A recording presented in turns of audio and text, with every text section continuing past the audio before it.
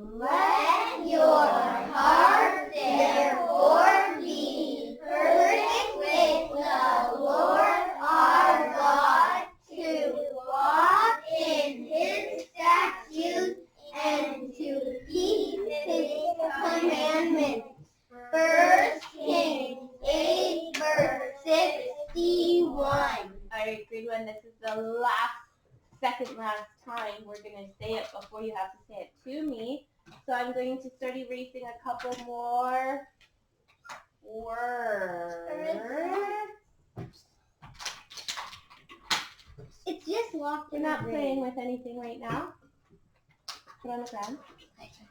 Let's try it again. Let your heart therefore be perfect with the Lord our God, to walk in His statutes and to keep His commandments.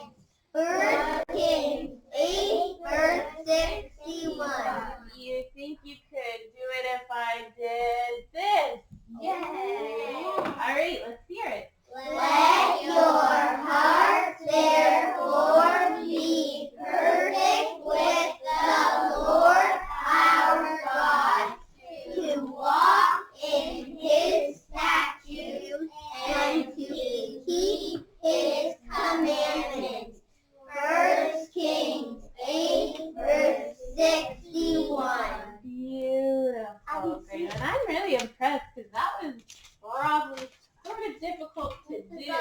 No, it wasn't. It was easy. It was? Yeah. Well, that's good. That means you were practicing. We walked in our brains. Can you make it all? Just a little bit of more. Do you remember what happened in our story yesterday? I'll show you a picture real quick. That way you can remember for sure. No, I know. Okay, I'm sure you do know. Please. Abe, you said you know. Can you tell us the rest of us what happened when Brownie wasn't here yesterday, so you don't tell her? The bears ate the children. Why? They killed them? Because they were mocking Elisha. Good. Do we have any other details we want to add? Dawson? And also, the bears ate 42 children. Because they were mocking Elisha, who is a prophet from God. They were calling him bald head. Mm-hmm. Tirsa? There were 2 kids, and the parents said, do what we do. So, Jordan asked.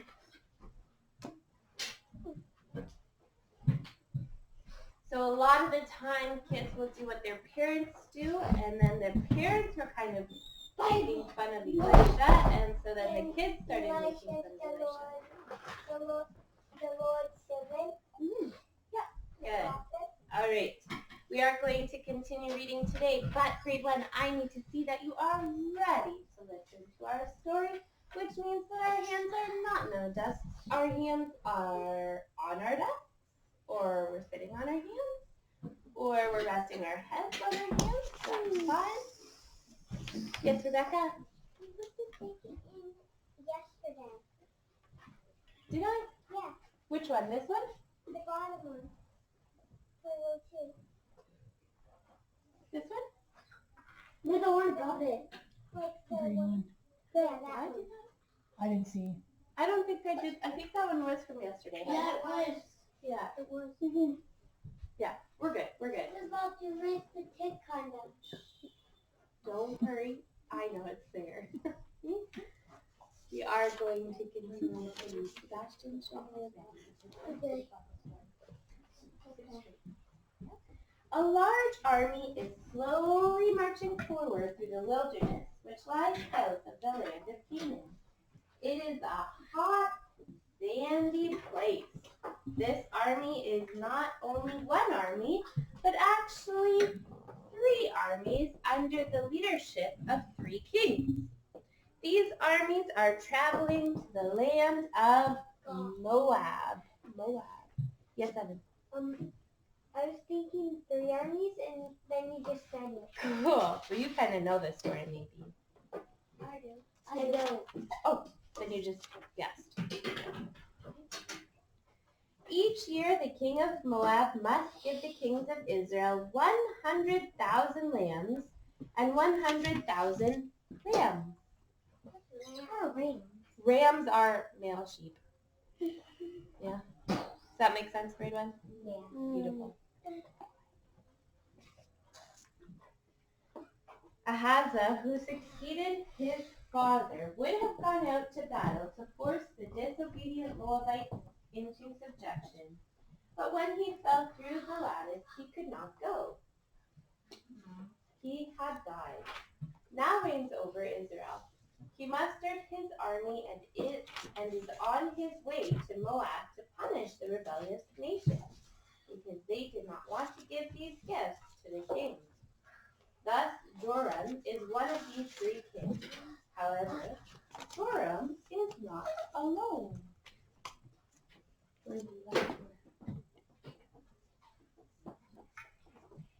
Joram is not alone. He asked Jehoshaphat, the king of Judah, to help him.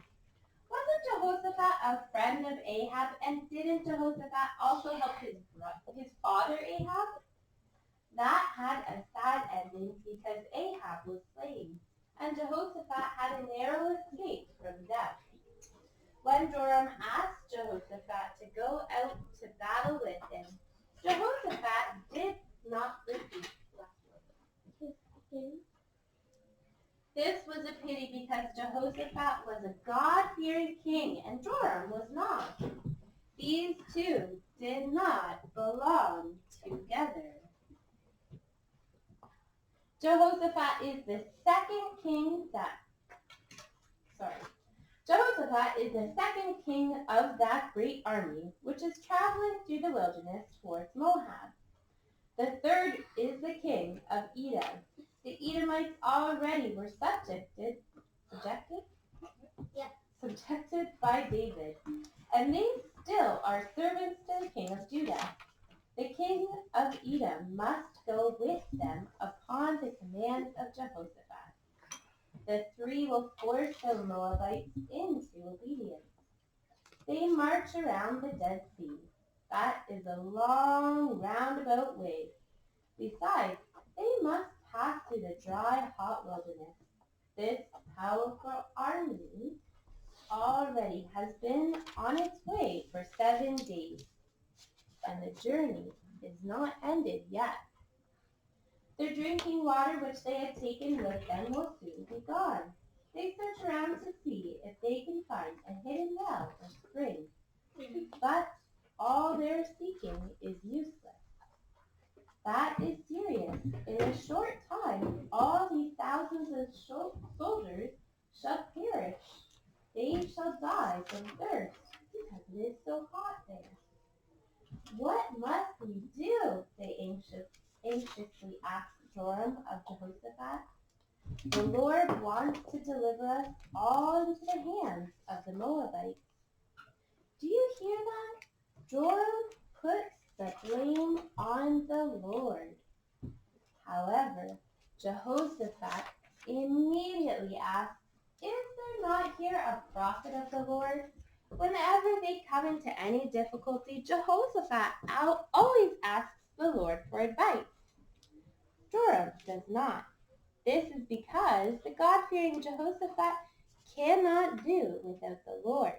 That's good, grade 1. He's relying on God. One of the servants of Joram hears this and answers, yes, the prophet Elisha is with us.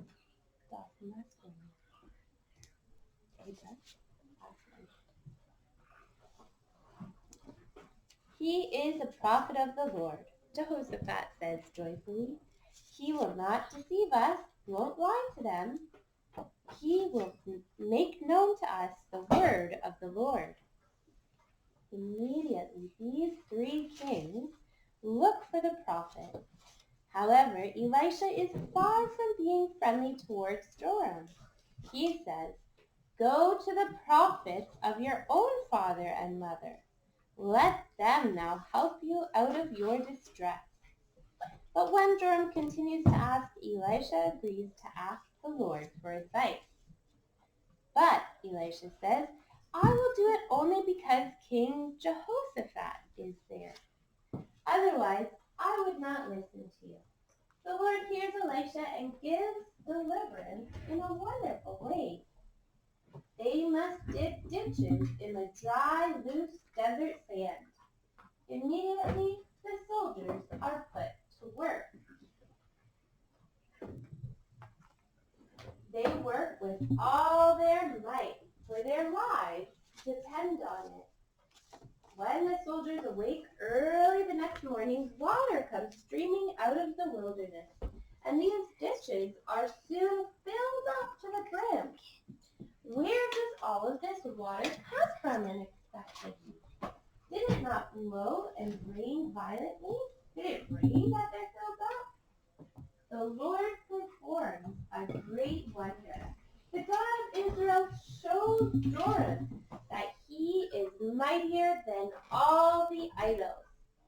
Joyfully, those thousands of soldiers of these three allied kings hasten to the ditches. They go to the ditches quickly and drink the delicious water. They will not die from thirst. They were so anxious to drink up all the water. They were thirsty from being in the desert. Grade 1, sometimes when you come in from gym or from inside from recess and stuff like that, I see you guys drink your water like there's no tomorrow. You drink it so fast, maybe you empty your water bottle. These soldiers probably felt the same way. They were in the summer heat all the time. They were very, very thirsty, and sometimes when you don't drink water for a long time, you can die from that.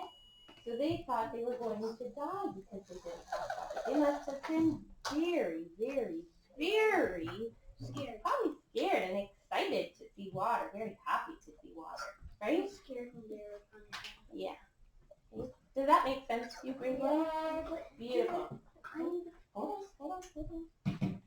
God has given deliverance to these soldiers.